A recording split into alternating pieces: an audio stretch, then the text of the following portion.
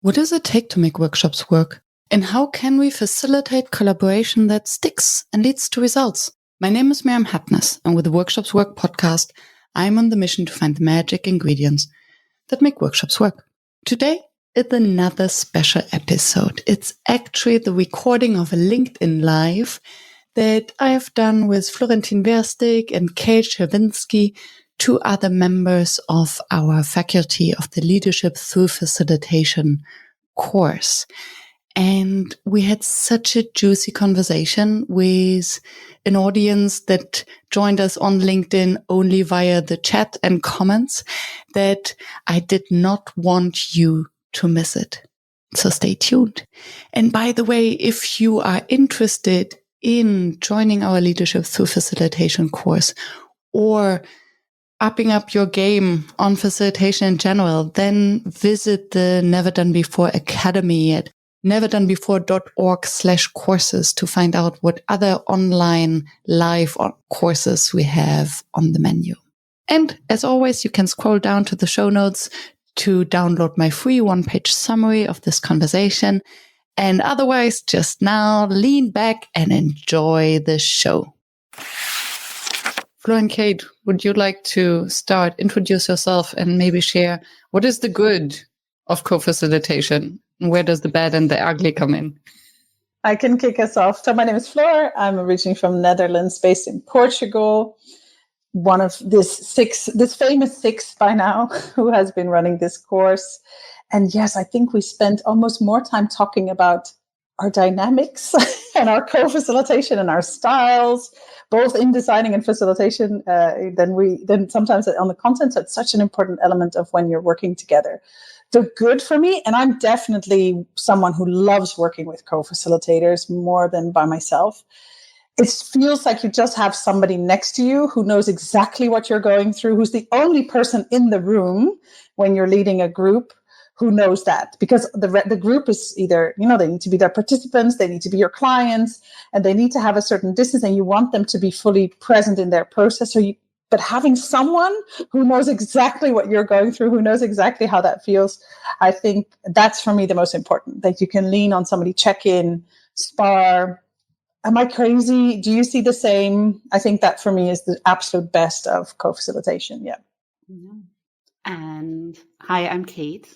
And I have had the pleasure of co-facilitating and co-designing with these two and many other incredibly talented facilitators over the last couple of years. And I'm originally from the US. I just got back from there, actually, from the IAF conference, speaking of great co-facilitators, with Shamir Joseph, one of our other collaborators. And for me, I've said it many times, my standard opinion about co-facilitation is that if I never facilitated alone again, that would be fine. I love it.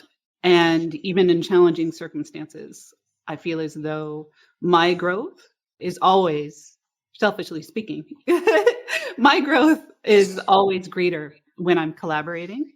And also the satisfaction of knowing that I'm contributing to a group effort is something that's really valuable for me. So selfishly, those are my reasons for loving co-facilitations. Also, I just feel as though oftentimes the product and the outcomes for participants are even better. So that, all for those reasons and more, I love co-facilitating in every aspect, and from design to delivery to follow up, and the everything in between. Thank you. And Garrett, before we come to defining what a co-facilitator actually is, we'll get to that, and thank you for asking the question. For me, and maybe I have to say that given the brand name Never Done Before, what I love most about co-facilitation is actually the additional twist, the merging two brains, two fields of experience, two perspectives together. So almost by definition, something new and never done before will come out of that. And I really enjoyed this kind of creative sparring process in the design and having someone, as you also mentioned, to spar. So in my brain and in my world, it makes total absolute sense what I'm creating for a group. And then suddenly this other person comes and dares to question everything I've done. It's like bridge into the bad and the ugly of co-facilitation. Hi, Said. And before we dive into the bits, Garrett asked, do you consider solution designers and knowledge workers as co-facilitators? I think it's a good question to actually define what it is. And because like I said before, when I feel that I can share the load with someone in a process and I can have that with solution designers, I can have that with knowledge, I can have that with somebody who is with me in a part of the process, I think. And even tech hosts online has become very common, right? That especially in our online facilitations, we have someone with us who's running the breakout rooms or who's doing the music and all the technical stuff for us.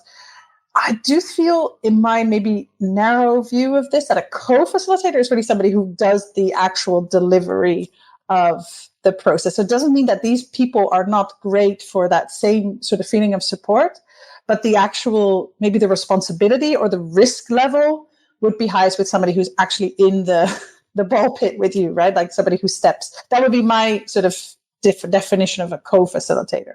Yeah, I agree. And Paul also sheds light on it from a different direction coming from the teaching. So having two teachers in the classroom who are equally responsible. So I agree. Yeah, one of my more fun and challenging experiences in the last year has been co-training, I would say. Mm-hmm.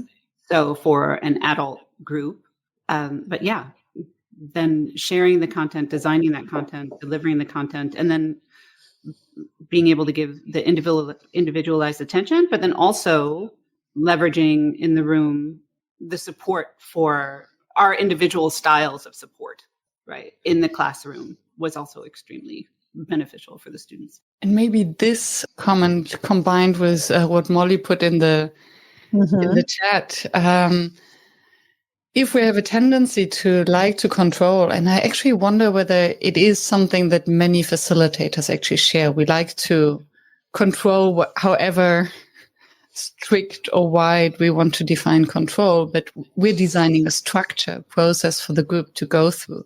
And usually we put a lot of effort in that. And then how do we deal with it when we have two different flows or two different attitudes? One maybe who loves to follow the flow, the other one who loves to go off script and rather improvise. What are your stories or experiences with? That's where we get to the ugly, right? That's where we get to the gossip. Is this already the ugly, or is it what? No, what differentiates the bad from the ugly? I think it's really, for me, really important. My personal relationship with a co-facilitator comes into play here. I think that's one element of as well, because if you know the person on like either you've worked with them before, and they don't have to be best friends, but if you've worked with them before and you know how they improvise or how they go off script, sounds a bit controversial, but I mean, like that you can trust that if they go off script or if they go their own flow, that they will still be able to land things. That's of course probably the beauty of being complementary. And you can already see my style in this, right? I'm definitely not the one who would go full off script. So I think time management is something that can be tricky, especially if you've divided slots and you say you have 1.5 hours for your piece, however you do your part, that's up to you. And then you get it back half an hour too late. I think that's something that has definitely come up. So then it's not really off script. It's really just sort of out of the and then you have to make up for that time. So I think that's definitely one of those where the off script wouldn't support in that sense. So in my experience, I think it's also good to talk about, I mean, we need to talk about, I think, our best practices for what we define up front. So that's definitely been a learning, even between, Miriam and I, in terms of what sometimes you don't know what is meaningful for you in a session until you're working with somebody who does something a different way. And so what I have found is super important is moderating my own response in those situations, because the most important thing is that you do not disturb anything for the participants.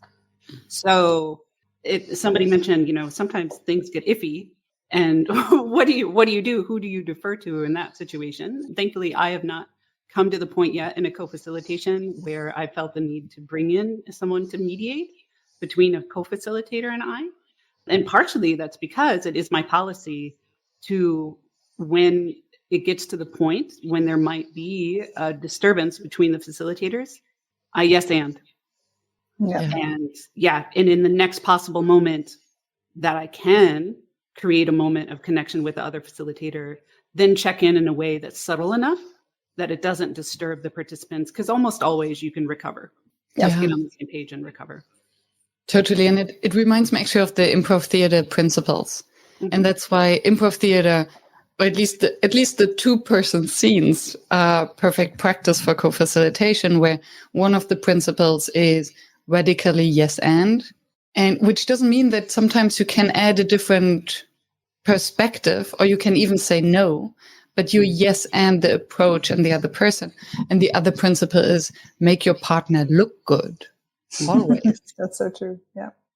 Because there's nothing weirder than having two co-facilitators argue with each other in front of the participants. Yeah. And I 100% agree with you, Cate, that discussing it up front and having a kind of process of who is in charge of what and how do we deal with these moments when we do need more time. And personally, for me, it's when I'm in charge of a block or a part of a session. I love when my co-facilitator comes in and adds other perspectives, another layer of content, like, oh yeah, you do it like this. Here's another way to look at that. Or how interesting, I'm doing it differently, just to showcase that there is not one truth in facilitation. We can do it differently and it can be equally good. What I less appreciate or don't appreciate if the co-facilitator comes in to change my process. Yeah, obviously, yes. Yeah. And then, let's make it shorter, or let's skip this part. Let's do something else. And then suddenly it becomes a decision, although I have thought about that. And if it's my part, I would like to own the process and be more open with the content. Yeah. Absolutely. Can you give me an example? So your second example is very clear to me, like hands off my process. But and the first part to me, can you give me an example of what works for you? So I wasn't clear if you were saying that in a session, your co-facilitator is like, oh, it's interesting that we're doing it this way. Or were you talking about like in the design process? Like, tell me. No, even in the session. Yeah. So to add another layer and a different perspective in a way that obviously doesn't nullify or make me wrong, because we yes and each other. And I think, and it might also depend on the content or what you facilitate. I often facilitate facilitation training, so it's very meta, or brainstorming strategy sessions and these kind of things. So if the co-facilitator comes in to add another layer, another way to look at it, I find this is very helpful for the group. And maybe that's where I would land, as long as it benefits and creates value to the group. Mm-hmm. And I think that's almost the co-facilitator then comes in almost at a sort of a experienced participant level, right? Where they say, I'd also like to share something. And I think that's definitely a contribution. And I used to have this really strict rule with my co-facilitators that we wouldn't come into each other's process. So we wouldn't, because I agree with you, somebody coming in to either take over your process or question you in front of the participants, or even re-explain something that you've just explained because in their view, you haven't explained it properly. I think that can be really disruptive.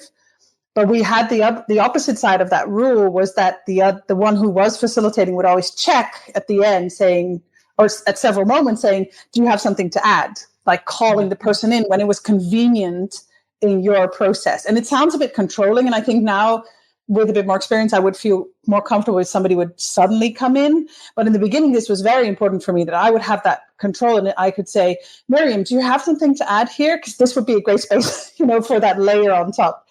And definitely for me, the line is drawn at re-explain, like I said, like re-explaining if you give a prompt and then your co-facilitator comes in. So just to be clear, it completely undermines your process. And of course, if you feel that your co-facilitator hasn't explained a prompt properly, give that feedback when the participants are out and say, hey, next time could be good. Please feedback constantly. But like Cate said before, in front of the group, I think it's really good to keep that sort of to a minimum for the good of the group as well. Yeah. Yeah. Where would you draw the line between the bad and the ugly? Just to add a little bit of spice to the sauce. And then we come to Sharon's question. For me, the bad is internal.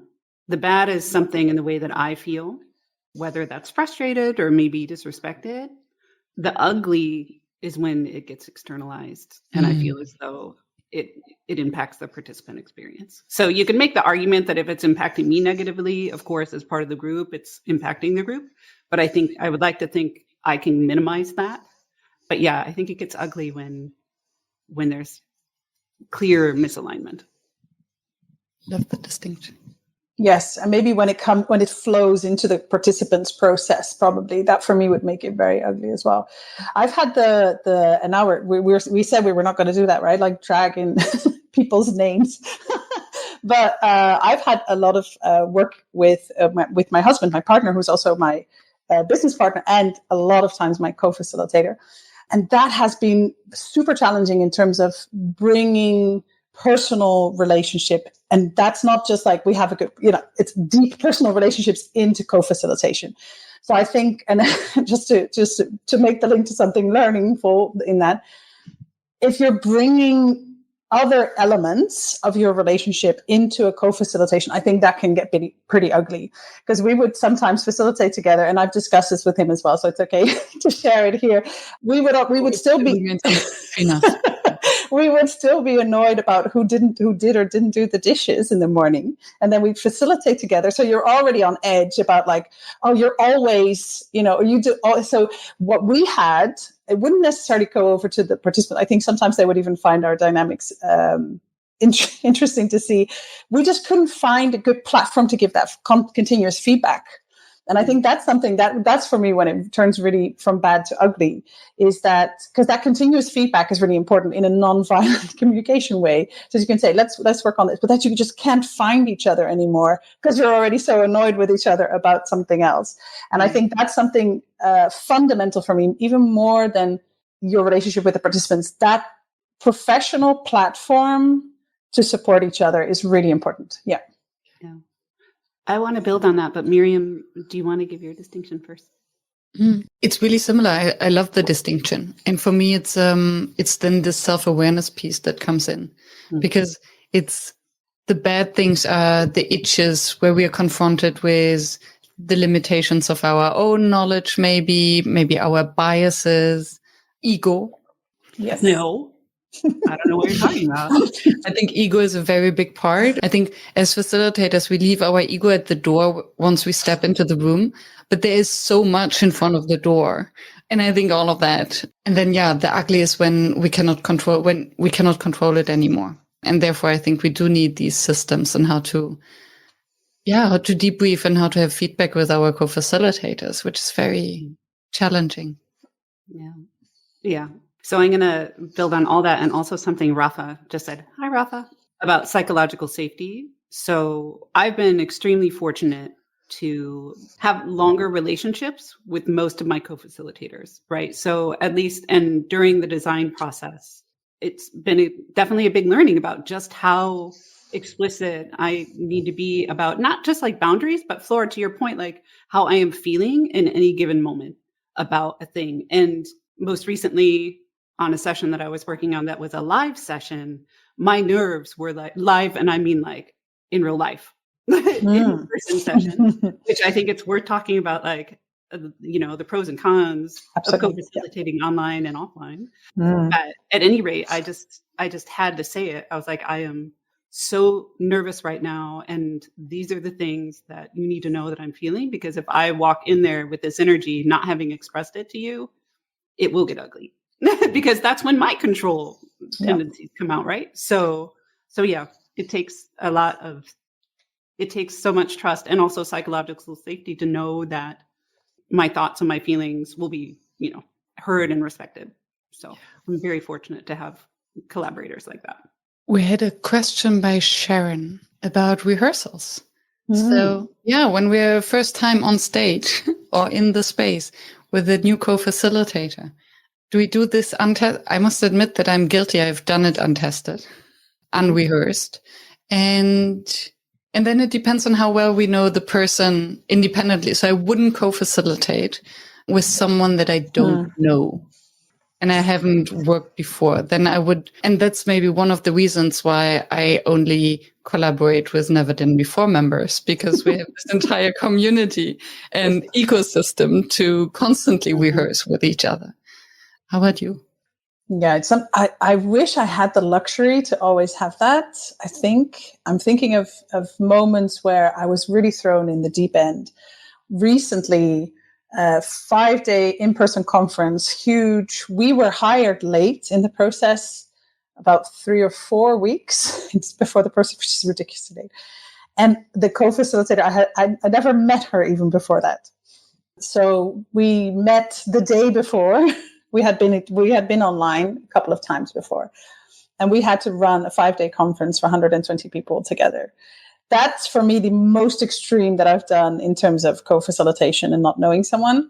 We had to go to a level of trust together at such a high speed, but at the same time, I noticed, because we were both really conscious of that, we were careful going, and we had those improv principles really well done, because we knew we needed to dance better, and it flowed really well. And we told people later that we had never even met before. People were surprised. So if you don't have the luxury, I think of a rehearsal of working with each other either before or having that run through, you come in differently, right? You come in more carefully.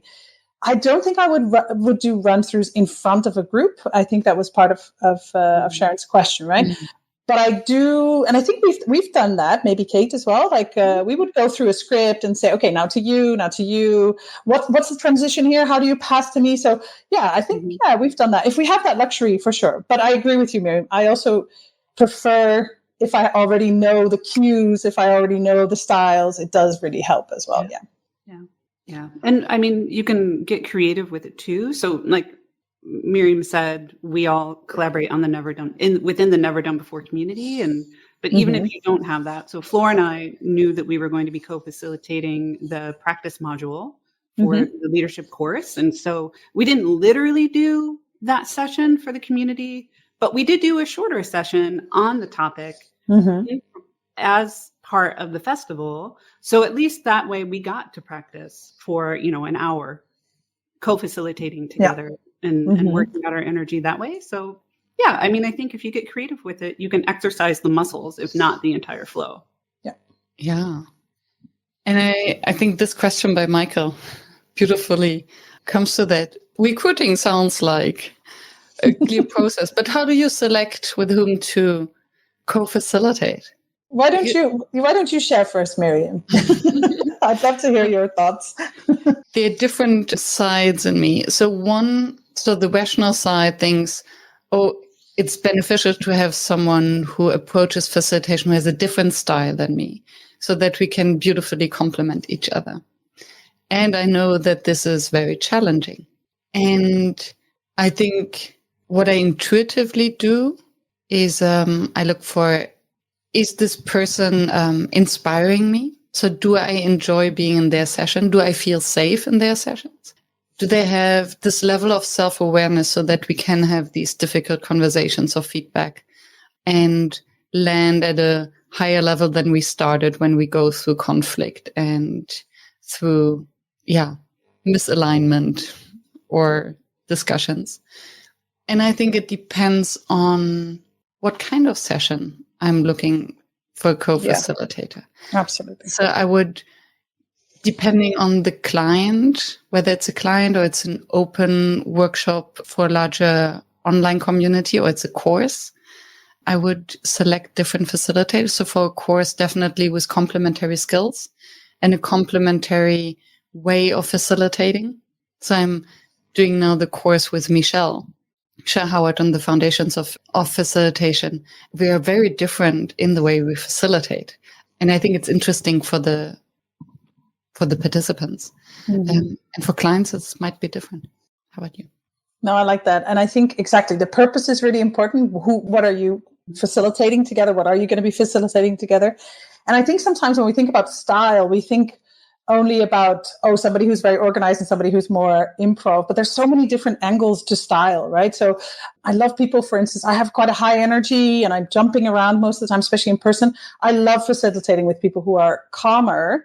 So that's a complementary style on a different level, right? Because they will help me to manage the energy of the group, because I just have a hard time to lead like a guided meditation or to, you can imagine me, and then just to calm people down. So this, one of my favorite co-facilitators was a very calm guy who would come in and he would just take through processes that needed deeper reflection. And then I could come in with higher energy again. So for me, style has so many different angles that you can find that complementarity in different places, I think. Another thing, and I think we don't address that enough sometimes, is also representation. So I think in co-facilitation, we also really need to work with. So one of the projects I was asked for instance, was a gathering of African countries. I really don't mind facilitating that, but I told them my co-facilitator needs to be from an African country. I can't come in with 2 European facilitators. That's not possible. So things like that, I think we underestimate that enough sometimes, like what participants also connect to when you're facilitating a group of women, when you're talking about diversity. It's really important. So I do recruit for that as well. I think that's an important element for me.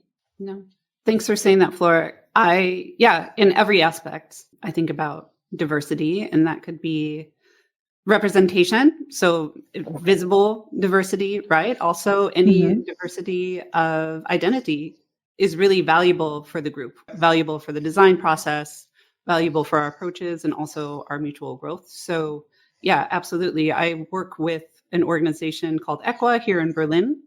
On occasion, we do DEI trainings for various kinds of organizations and also for social justice groups. And we actually have a rule that 2 white presenting people will not facilitate a DEI training at the same time. And we have a diverse enough pool of people that is seldom a problem. That means I step back often on a gig to give priority to a BIPOC person. And that's fine for me and right and part of our agreement. So, and otherwise, I think you all nailed it. I'm not going to waste any more ears. We have another juicy question. Yes, I think I know which one. Garrett's? Or is there another juicy one? How about go ahead. Yeah. How do you handle impromptu co-facilitation? I would have said the air quotes differently. The impromptu and the co-facilitation, my client sponsors. It's very impromptu and it's not, talk about ugly. No, sorry. Thank you for asking the question, Garrett. Yeah. It's a juicy one, definitely. Oh my. No, and this actually, I think this is such an important part. We tend to really shy away from the dangerous words of educating clients, right? But we do, as facilitators, process leaders, we have to educate our clients on what we do, how we do it, and their role in it. I had wonderful clients, like really amazing clients who came with constructive feedback, who were facilitators themselves, who wanted to learn from us. This is wonderful. I'm not saying butt out completely. Please be part of it, know what we're doing. We've also had clients where we would have a WhatsApp group for logistics, and suddenly in that WhatsApp group, we would get, like, while we were facilitating, tips or tricks or people whispering in your ear. These are kind of boundaries that you have to set from the get-go. Like, this needs to be really clear when we're facilitating. The same rule you would have with your actual co-facilitator. Don't start whispering in my ear. Don't send me WhatsApp messages halfway to change something. So there has to be alignment and limits.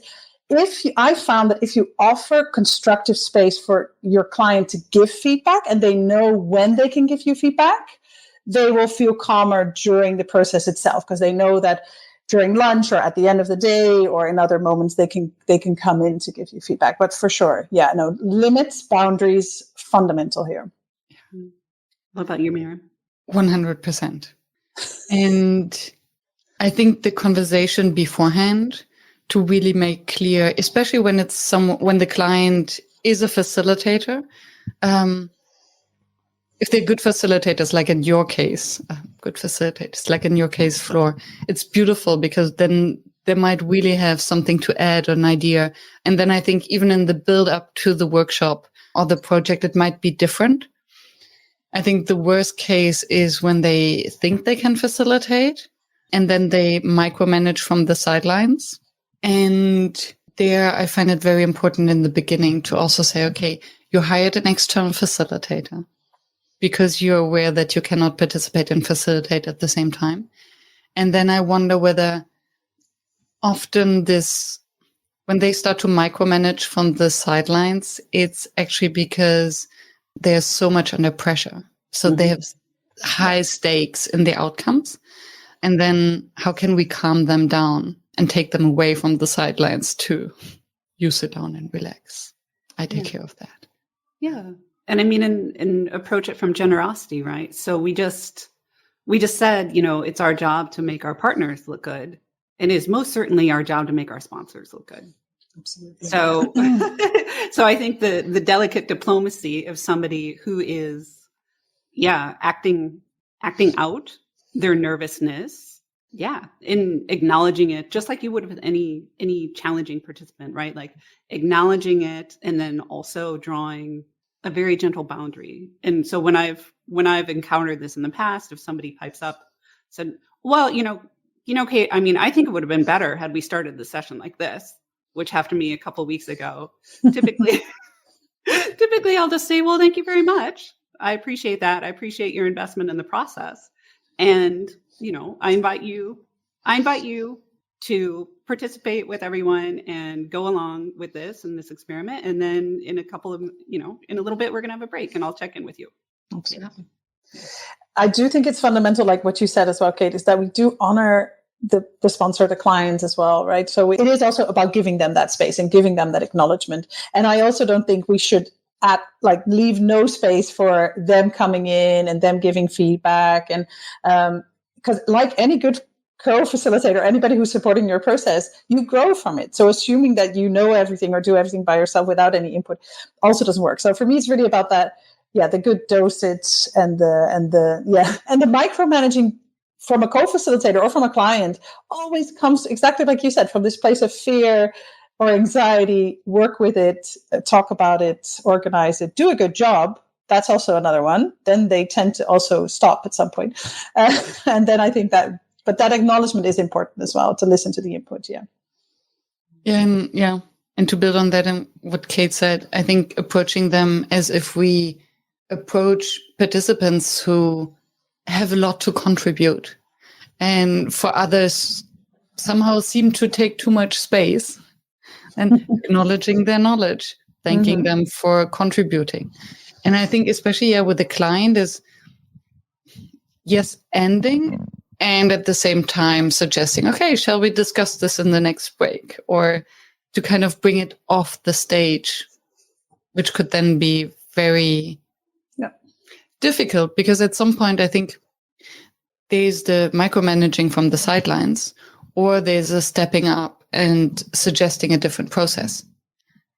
So it has happened to me where a client would then say, I think we should do something different. I don't think that this is the next step we should do. So why don't we do it differently? And there it puts the facilitator in a very difficult situation, because somehow we either have to give up on our process and then also lose the trust of the group.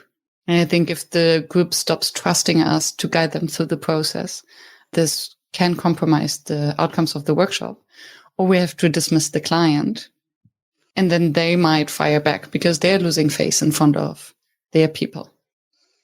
This can happen between actual co-facilitators as well, though. I don't know if any of you have had that before, that your co-facilitator does something like that.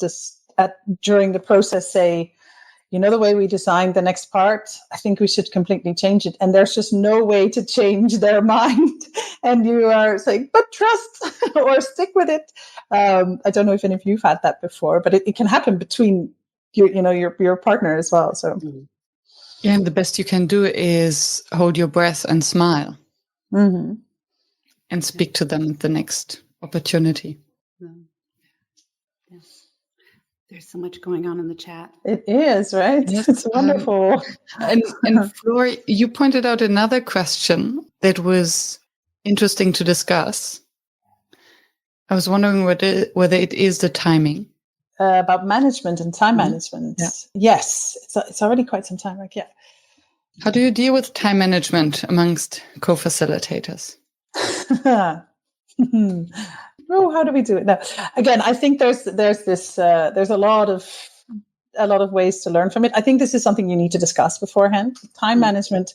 Unfortunately, I think early on in becoming a facilitator, I learned that time management and doing math around time is just so crucial. It's not the sexy part of facilitation, but it's such a fundamental part. In order to get the stuff done that you need done, you just need, time management, and you approach that differently. And again, so I've had co-facilitators who would be more relaxed about time management, and then they would go so much over the time with their blocks or their assigned blocks that I would have to cut in my parts. And I think that's just not cool. And unless you mutually agree saying, well, you're getting a lot of really good response to your content or to your process, let's extend it. And then you mutually agree on that. I can cut some parts from that, but having something like the group hand it to you, and you have to finish it with 40 minutes less. I think that's really, in that sense, you don't want to get to that place. I would always discuss it beforehand. Like, how do you deal with time? Is it okay if we go 10 minutes over? And to be open also to look at the room like you always do if you were facilitating by yourself and say, hey, maybe we need to cut some extra time here. And to be generous enough to give that then to your co-facilitator as well, if you see that, even though it cuts into your own space. So if you were alone, you would always adapt. So I think together you can, but it definitely needs to be mutual agreement. Yeah. And I think therefore, when working with a co-facilitator, it's even more important to discuss the overall and to be aligned on the overall purpose and the purpose of each and every activity. Because if we know why we're doing this activity and what we aim to achieve with it, we can then be aligned. Okay, are we still achieving it in this time, in this sequence, and with this group? And I think, this is something that just needs much more time to align with a co-facilitator. And then it becomes easier. And one more layer to that is also just a design. Like you said, if you're clear on your purpose, then if I were designing my own, I would always have a plan B or maybe a plan C. Yeah. And so that's another thing, right? Just a quick acknowledgement. It's like, okay, now we're going to plan B for the later exercise. No stress. So, I think so I'm just going to call something out real quick, which is that I feel like the three of us have similar approaches to time management. And so I just want to just acknowledge that for the crowd. Yes. That in terms of diversity, at least Flor and I for sure, in terms of diversity of opinion on time management, I don't really feel like it's represented here. So just so everybody knows. Talk about representation. Although I still have to meet the first facilitator who will tell me it's not important at all. I think there will be facilitators who can say, let's be flexible, but and I agree with that. But I think, but okay, maybe I'm also biased, but it's a good point to point out, definitely. Yeah. Yeah, and I think time is one of the things. It's like, I was almost about to say it's like dirty socks. You're in charge of your own time and you can be flexible with it. Exactly. As long as it doesn't disturb anyone else. But if you're sharing space and you leave your dirty socks everywhere, maybe it's not so cool. Maybe it's a very bad example. No, it's good. But I think as soon as we co-facilitate with one other person, it's just a matter of respect, I think, also to be more clear. Yeah. And respectful of time. And I think we all know whether it's easy for us to stick to time or not. And apparently this has genetic reasons that some of us can and others cannot. And then it comes back to the self-awareness piece. Yep. Let's be honest about it. And usually, so I always introduce myself as a German facilitator. And I will be the one who checks the time and reminds everyone. And then generally, my co-facilitator asks me, Miriam, do we have time for another question? Do we have time for another detour? Which then becomes kind of a joke So they're not really asking me for permission, but it's kind of this quick interplay role play where we can have the conversation in front of the group because we have set the stage in a way that I'm the timekeeper, using a bit of humor. And again, like it's all around purpose. And that's, I think, all these things where we differentiate in styles, in approach, in the way you make the prompts, in the way you manage time, as long as it serves the purpose. For instance, like if somebody goes over time just because they are continuously talking themselves, that's one thing. If they're going over time because the group is super engaged and there's more questions bubbling up, these are two completely different scenarios. So again, like you've both said it in different moments as well. Why, what's happening, connecting to that purpose, being aligned on that, then so much becomes possible as well. I'd like to come back to one question that I think, Miriam, you brought it up, or maybe it was from the chat as well. If there's a difference between online and offline co-facilitation, because we're celebrating 4 years of full-time online facilitation. Some people already did beforehand, of course, going back more to on-site. But I'm wondering if you feel that there's a big difference between the on-site and the offline co-facilitation. I think online, it's easier to send the participants off to their breakout rooms and then have this time to really rediscuss. Don't forget to pause the recording. That's the golden tip for today. If you take nothing away from this live, if that's it. Exactly. So this makes it a bit easier. On the other hand, on site, it's easier, I think, to just exchange a quick glance. And there are some people, and I think if you have co-facilitated a lot, you exchange a glance and then you know exactly what you mean and whether you want to continue or stop. So, yeah. Cate, what's your... Similar. It's interesting because so much of it is interesting, but one thing that I've noticed, the more facilitators that I got to meet online, I meet them offline, is that our energies are so different IRL. And so I love in person in that we get to take full advantage of our presence, right? And I do think and then that gets exponentially impactful in person. Like you were saying, Flora, everybody's got their complementary energies. That said, logistically, it's so much easier online. So much easier to send a little note. So much easier, just like you said, like in the 5 minutes that people are in a breakout room, so easy to align, right? Without disturbing anybody. So yeah, I think for me personally, I find it less stressful.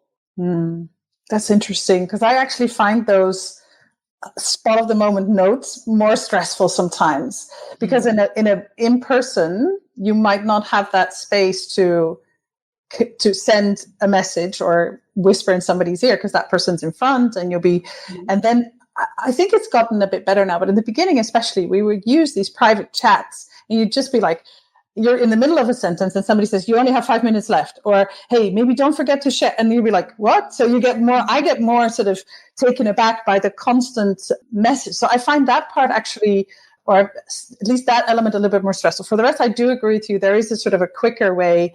I do like the body language that you're referring to, Miriam, that you have, because I don't know why we keep coming back to time management. But if I have a co-facilitator who's going over time and I'll be sitting on the side, I just stand up and I say, and that's sort of my cue to say, that's it.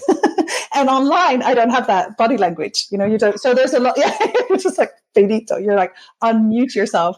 And then I find that sort of stressful sending a message like, hey, time check. So I think there's something there as well that, there's good and bad in both. Absolutely. Definitely different. And before coming to Molly's question, so the example you gave, the constant messages, like you have only 5 minutes left and don't forget to point out. Yeah. For me, this is part of the micromanagement. Yeah. And for me, that's a big no. Mm-hmm. So if my co-facilitator starts to bombard me with side coaching, because this is not only, it's taking away my attention from the group and is not trusting my process, my presence, and me doing the things, this will definitely lead to a serious conversation afterwards. Because I think it's not okay. I want to clarify for everybody who's listening who might consider me as a co-facilitator. I don't do that, and I don't advocate for that. I'm just saying, in next theory, it's handy. And I can testify and it that is. Cate is It not is doing that. handy. No, and it is handy. Absolutely. No, we can all vouch for Cate as for each other. So, no, Unless, definitely. Yeah. I think as well. Co-facilitating with all of them, and you don't have time for our leadership through facilitation course and our co-facilitation anymore, then it's a no for my side. Definitely. Another question about timing, and then I think it's almost time to wrap it up. Molly asked for how to deal with this situation, and we all know there's never enough time. And we have this ongoing discussion, and it's juicy, and I know these situations. So from a co-facilitation point of view, where there's one co-facilitator who really comes more from the coaching side. Oh, tell me more about that. Oh, what do you think? How did that feel? So really kind of goes into coaching mode with one participant who started sharing. And I sit there, we don't have time. This for me is a real co-facilitation thing that I also learned to discuss beforehand. How's it for you? How is that, Cate? Go ahead. I had this happen recently. Actually, it was a different thing. Miriam, actually, I think I probably tend to be the person you're describing. So if that ever happens, just be like, Cate, shut up. In front of everyone. So, yes, for sure. No, but actually I had the opposite happen where it was not my part of the process, and a participant was taking up a ton of space, and I really just had to suck it up and bite my tongue. And it was so hard. Yeah. So that doesn't necessarily answer Molly's question, but honestly, yeah, if it's not my part of the process, I zip it. Yeah, exactly. I think it's more about time. It can happen when you're facilitating by yourself, right? So it doesn't necessarily. And I think what's the beauty here is that as a co-facilitator, if you see this happening to your partner, you can be the bad cop and say, it's time, we need to round this up, giving the good cop in that sense, or the person who's creating that rapport in the moment with the group, the space to not have to cut off people if you see that, for instance, is a challenging moment. Or I think you can really play with that a lot, like these energies, and share and just say, I'm the one who's going to land this, so give it to me. And then you don't have to say, that's enough. So, but I think, yeah, this question, it goes also beyond, I think, co-facilitation in general. Yeah. And I think there's something really beautiful. I just wanted to add that before we also talk a bit more about the course, because I know that's also important. I find that I really have to challenge myself to just stay curious about what can happen if I sometimes let my co-facilitator do their thing. Instead of, it's really, right, this improv principle, like what can happen. And then sometimes instead of thinking, oh no, that's not good, oh, the car wreck. And then I think, you know what? Maybe this is going to be awesome. Maybe this is going to surprise me immensely. So I think that's also one of the things with these kind of processes. It's just wonderful to say, let's see what happens. That's also really nice to be able to say that. Thanks for saying that. And also I say it out loud. So if my co-facilitator suggests something, and even, on the inside, I am this person who's like, the process, I'll just say like, yeah, I trust you. Yeah, exactly. Because I do. And I think that in German I would say, der Ton spielt die Musik. It's the tone that makes the music. And there are very charming ways of telling a co-facilitator to speed up or to do something different. And I think the group can sense the difference, whether it's this passive aggressive. Oh my God, you never finish on time. And says, oh, time is running. Maybe the German again. And then I think if we can spark in the humor and allocate the roles from the beginning to give each other permission, I think then it's beautiful. And then it's also beautiful if someone says, you know what, I just had an idea. What do you think about that? I think that's an excellent idea. Or and then include the group maybe a bit. This can be super good. Yeah, can be super good. It's a thin line though. Yeah. And definitely the next live about time management, facilitation, time management. We just got into it, and we need to add, we'll diversify a bit. We'll get some chaos pilots, like people who make a mess. Yes. And I have to speak to Saeed, the $1 billion idea, a service like Tinder, but for matching co-facilitators. And we have Reese and Etrit at the NeverDoneBefore community who always host or regularly host our co-facilitator speed dating. Mm. So yes, there's definitely a market for that. Yeah. So what does it all has to do with, let me frame it differently. Audience, if you want more of that, join us.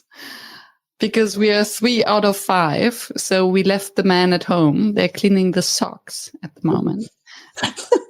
It's a running gag. We are 3 out of 5 of the faculty of the Leadership Through Facilitation course. It's live, meaning it's not pre-recorded. You don't have to watch videos by yourself. No, you'll be in a cohort, in a small group. There will always be 2 of us. And what are we doing there, Flo? Cate? I was just trying to find the link. So maybe Cate can go first and then I'll post the link in the chat. Miriam, what do you mean, what are we doing there? Besides showcasing leadership through facilitation. Yes. And the idea is to shed light on the leadership side of facilitation.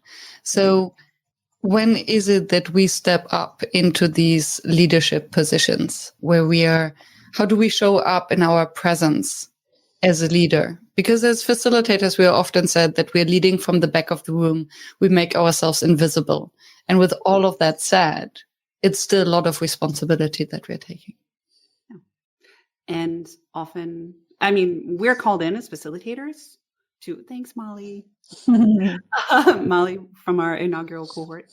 Yes. So as facilitators, we're always called in because something needs transforming. And there will be no transformation without someone to lead it.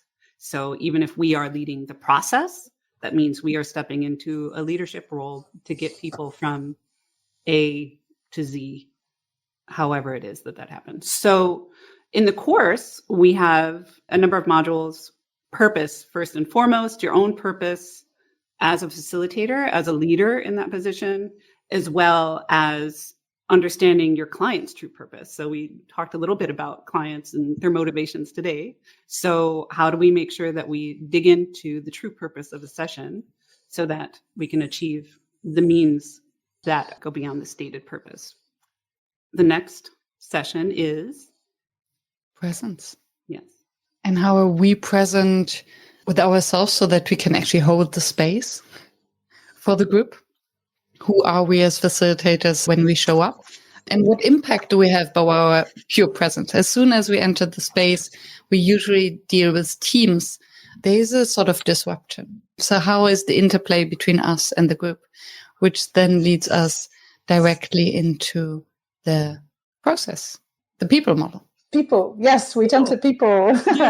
Because before we go into what we're doing, we need to decide or look at who we're doing this with. So we have the people module where we really go into who's in front of us, both as individuals and as a group.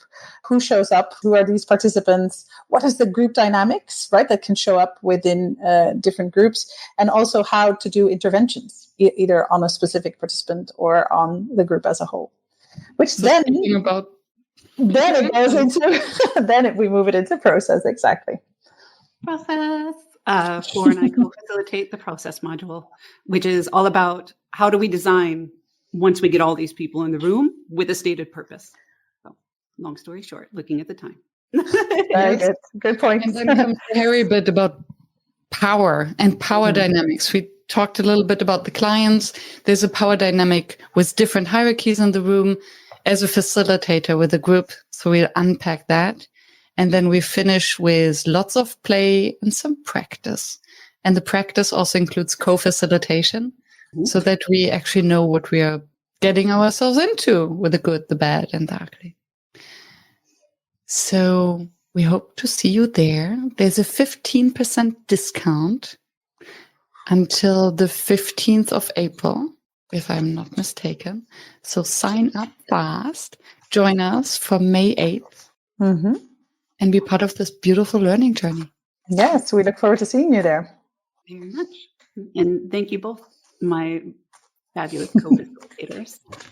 Absolutely. And thanks for everybody joining us today and all the wonderful comments. Yeah. It's been a big pleasure. Comments are so rich. Definitely a good place to dig into. Bye for now. Bye. Thank you for staying tuned and for listening until the very end. I hope that you found the inspiration and the wisdom that you are looking for. And I hope that you will subscribe to the show so that you never miss any of the interviews with another inspiring facilitator from across the world. I'm devoted to continue this podcast and to deliver weekly an episode that maintains the quality that you expect and you deserve. And if you would like to help me to maintain this quality and to keep the podcast free, please help us. Visit workshops.work/support to make a small donation to keep the podcast free. Thank you so much. I hope to be in your ears next week.